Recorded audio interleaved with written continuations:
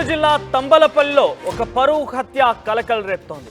తమ కూతురు ప్రేమించిన వ్యక్తితో పారిపోయిందనే అవమానంతో ఉరివేసి చంపి గుట్టు చప్పుడు కాకుండా దహనం చేశారు. తల్లిదండ్రులే చంపేసి ఉంటారని గ్రామస్తులు అనుమానం వ్యక్తం చేస్తున్నారు. అయితే మండలం బండ్రేవులో ఘటన చోటు చేసుకుంది. వరుసకు అన్న అయిన వ్యక్తిని ప్రేమించింది ఆ బాలిక. అయితే అతడితో కలిసి వెళ్లిపోయింది కూడా. అయితే బాలిక మిస్సింగ్ పై గత నెల 22న పోలీసులకు ఫిర్యాదు చేశారు. బాలికను పట్టుకున్నారు, తల్లిదండ్రులకు అప్పగించారు పోలీసులు. అయితే ఈ నేపథ్యంలోనే మొన్న రాత్రి అడవిలో చెట్టుకు వేలాడుతూ కనిపించింది ఆ బాలిక మృతదేహం.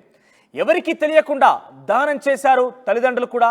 అయితే ఇష్టం లేని ప్రేమ పెళ్లి చేసుకుందనే కారణంగానే తల్లిదండ్రులే చంపేసి ఉంటారని అనుమానం వ్యక్తం చేస్తున్నారు. ముఖ్యంగా తను ప్రేమించిన ఆ యువకుడు ఆ అమ్మాయికి వరుసకి అన్నయ్యగా అవుతాడట.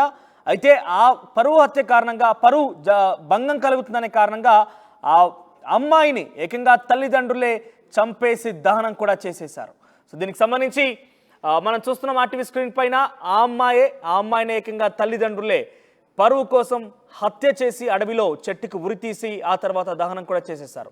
దీనికి సంబంధించి మా ప్రతినిధి లోకేష్ అందుబాటులో ఉన్నారు. ఎస్ లోకేష్, అసలు ఏం జరిగింది? వరుసకు అన్నైన వ్యక్తితో ఆ అమ్మాయి ప్రేమాయణం కొనసాగించడం, ఆ తర్వాత ఇద్దరు కలిసి పరారు కావడం, తర్వాత తల్లిదండ్రులు ఫిర్యాదు చేయడం, వచ్చి రాగానే తల్లిదండ్రులు ఆ అమ్మాయిని హత్య చేయడం, తర్వాత దహనం చేయడం.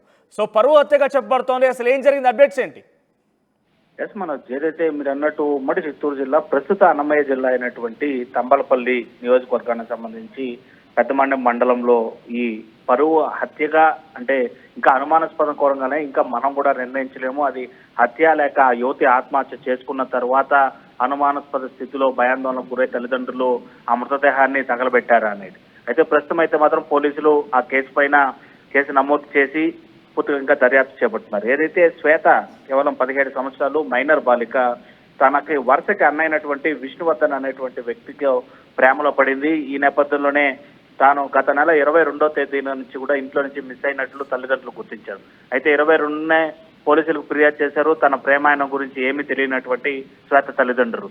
అయితే మొన్న 3 రోజుల కిందట శ్వేతను పోలీసులు తిరిగి తీసుకొని వచ్చి తల్లిదండ్రులకు అప్పగించడం, నిన్న తిరిగి బండ్రేవు అనేటువంటి అటవీ ప్రాంతంలో తమ ఊరికి దగ్గరలో ఉండేటువంటి పెద్దమాండ్యం మండలంలో ఉన్నటువంటి బండ్రేవు అటవీ ప్రాంతంలో తమ పొలంలోనే చెట్టుకి వేలాడుతూ కూడా శ్వేత మృతదేహం కనిపించినటువంటి పరిస్థితి. వెంటనే మృతదేహాన్ని చూసినటువంటి గ్రామస్తులు ఇటు విఆర్ఓకి సమాచారం ఇస్తే విఆర్ఓ పోలీసులకు సమాచారం ఇవ్వడం జరిగింది. పోలీసులు వచ్చేలోపే తల్లిదండ్రులు కావచ్చు, బంధువర్గం కొద్దిగా భయాందోళనకు గురయ్యి శ్వేత మృతదేహాన్ని అదే పొలంలో కొద్దిగా పెట్రోల్ పోసి కూడా మృతదేహాన్ని పూర్తిగా కూడా దగ్ధం చేసినటువంటి ఘటన అయితే పోలీసులకు సమాచారం ఇచ్చాం, మేము వచ్చే లోపలే ఏ విధంగా మృతదేహాన్ని మీరు ఖననం చేస్తారు అని చెప్పి కూడా పోలీసులు ఒక ఇంత అనుమానం వ్యక్తం చేయడం, గ్రామస్తులు సైతం తల్లిదండ్రుల పైన అనుమానం వ్యక్తం చేయడంతో సుమోటోగా కేసు నమోదు చేశారు పెద్దమాండకు సంబంధించినటువంటి పోలీసులు. తల్లిదండ్రులు ఇచ్చినటువంటి కంప్లైంట్ ఆధారంగా శ్వేత మిస్సింగ్ అవడం నిజం.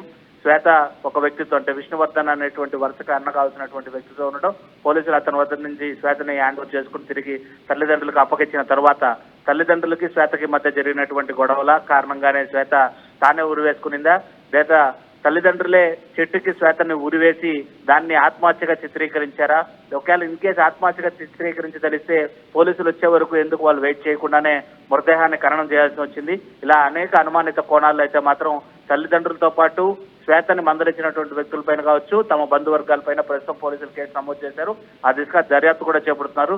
ఇన్ కేసు ఇది పరువు హత్యగా భావిస్తే మాత్రం ఆ దిశగా దర్యాప్తులో ఈ నిందితులు ఎవరనేది తల్లిదండ్రులతో సహా మిగిలిన బంధువులందరినీ కూడా నిందితులుగా పోలీసులు కోర్టు ముందు హాజరుపరిచేటువంటి అవకాశాలు చాలా స్పష్టంగా కనిపిస్తాయి. మనోజ్. లోకేష్, అంటే ప్రస్తుతానికి ఎంతమందిపై కేసు నమోదైంది? వారి తల్లిదండ్రులు పోలీసులు విచారించారా? సో అమ్మాయి ఆ ప్రాంతానికి వెళ్ళడం, అక్కడ ఉరితీయడం అంతా కూడా ఆ అమ్మాయి ఒంటరిగా చేసుకునే అవకాశం ఉందా? ప్రస్తుతం అయితే మాత్రం ఆ కోణంలోనే, అన్ని అనుమానిత కోణాల్లోనే పోలీసులు దర్యాప్తు చేపడుతున్నటువంటి పరిస్థితి. వరుసకి అన్న కావాల్సినటువంటి వ్యక్తితో పారిపోవడం అనేది నిజంగానే అక్కడ పరువుకి భంగం కలిగించేటువంటి చర్యగా తల్లిదండ్రులు కావచ్చు, బంధువర్గం కావచ్చు, ఇతరత్రా సామాజికంగా అందరూ కూడా ఆలోచించేటువంటి విషయమే. ఈ నేపథ్యంలోనే తల్లిదండ్రులే శ్వేతని హతమార్చి ఉంటారు అనేటువంటి బలమైనటువంటి అనుమానిత కోణంలోనే పోలీసులు కూడా ఇచ్చినటువంటి ఫిర్యాదు, గ్రామస్తుల అనుమానం మేరకే ఈ కేసును కూడా నమోదు చేశారు. తల్లిదండ్రులతో పాటు ఉన్నటువంటి సమీప బంధువులపైన కూడా అనుమానిత కింద కేసులు నమోదు చేశారు. వాళ్ళందరినీ కూడా ఇంకా దర్యాప్తు చేపడుతున్నారు.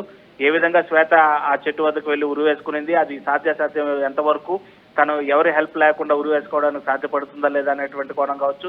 ఇక మృతదేహం పూర్తిగా కూడా ఖండమైపోయి పూర్తిగా దగ్ధమైపోయినటువంటి కేసు కాబట్టి వాటి ద్వారా ఎక్కడ శాంపుల్స్ లభ్యమయ్యేటువంటి పరిస్థితి ఉండదు ఫారెన్సిక్ కి.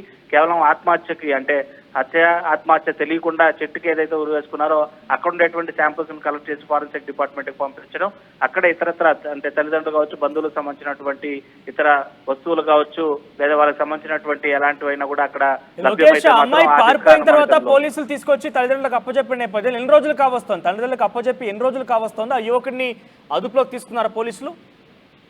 ఎస్, విష్ణువర్ధన్ ఈ దగ్గర నుంచి తీసుకొని వచ్చి దాదాపు 4 రోజుల క్రితమే పోలీసులు తల్లిదండ్రులకు అప్పచెప్పడం జరిగింది. ఇక విష్ణువర్ధన్ ని విచారణ చేసి మందలించి వదిలిపెట్టేయడం కూడా జరిగింది. సో ఈ నేపథ్యంలోనే శ్వేత ఆత్మహత్య కావచ్చు లేదా హత్యగా అనుమానిస్తున్నటువంటి కోణంలో కావచ్చు విష్ణువర్ధన్ ని ఒకంత విచారించేటువంటి పరిస్థితులు అయితే కనిపిస్తున్నాయి. కానీ విష్ణువర్ధన్ పైన ఎలాంటి అనుమానితమైనటువంటి కోణాలు అయితే మన పోలీసులు అభ్యంతరం వ్యక్తం చేయడం లేదు. కేవలం తల్లిదండ్రులు అదేవిధంగా బంధువర్గాలపైనే తమ యొక్క అనుమానాన్ని వ్యక్తం చేస్తున్నారు. మనోజ్. రైట్ లోకేష్. సో మొత్తం మీద చిత్తూరు జిల్లా తంబలపల్లిలో జరిగింది ఈ పరువు హత్య. ఇప్పుడు ఈ పరువు హత్య కలకలు రేపుతోంది. తమ కూతురు ప్రేమించిన వ్యక్తితో పారిపోయిందనే అవమానంతో ఉరివేసి చంపేసి గుట్టు చప్పుడు కాకుండా దహనం చేశారంటూ ఒక తల్లిదండ్రులపై ఆరోపణలు వినబడుతున్నాయి. అయితే తను పారిపోయినటువంటి వ్యక్తి కావచ్చు, ప్రేమ నడిపించిన వ్యక్తి కూడా వరుసకి ఆ అమ్మాయికి అన్న అవుతున్నట్టుగా అక్కడ తెలుస్తోంది. అయితే వారం రోజుల క్రితమే ఆ ఎవరైతే వ్యక్తితో పారిపోయారో ఆ పోలీసులు ఇచ్చిన ఫిర్యాదు మేరకి ఆ అమ్మాయిని కూడా తీసుకొచ్చి తల్లిదండ్రులకు అప్పగించారు పోలీసులు. ఆ తర్వాత ఆ యువకుడిని కూడా పోలీసు అదుపులోకి తీసుకున్నారు. సో ప్రస్తుతం పెద్దమాండ్యం మండలం బండ్రేవులో ఈ ఘటన చోటు చేసుకుంది. అటవీ ప్రాంతంలో ఆ అమ్మాయి ఒక చెట్టుకు ఉరివేసుకొని వేలాడుతున్న నేపథ్యంలో పోలీసులు అక్కడికి తల్లిదండ్రులు చేరుకున్నారు. ఆ తర్వాత వెంటనే పోలీసులకు సమాచారం ఇచ్చినప్పటికీ పోలీసులు రాకముందుపే అక్కడ ఖననం చేశారు. సో పోలీసులు రాకమునిపై ఖననం చేయడం విషయంలో అటు అమ్మాయి బంధువులపైన ఆ కుటుంబీకులపైన కూడా పోలీసు అనుమానం వ్యక్తం చేస్తున్నారు. అక్కడ కుటుంబీకులతో పాటుగా ఆ బంధువులపైన అక్కడ చుట్టుపక్కల గ్రామస్తులు కూడా అనుమానం వ్యక్తం చేస్తున్నారు. ఏకంగా ఆ కుటుంబీకులు బంధువులతో కలిసి ఈ హత్య చేసి ఉంటారు, ఆ అమ్మాయికి ఉరివేసి ఉంటారు. ఆ తర్వాత వెంటనే వారు దహనం చేశారు అనుమానం రాకుండా అంటూ కూడా కొన్ని అనుమానాలు ఆరోపణలు వ్యక్తమవుతున్నాయి. సో ప్రస్తుతంగా పోలీసులు కేసు విచారణ చేస్తున్నారు. ఈ కేసులో ఎటువంటి కీలక పరిణామం చోటు చేసుకోబోతుందో చూడాల్సిన అవసరం అయితే ఉంది.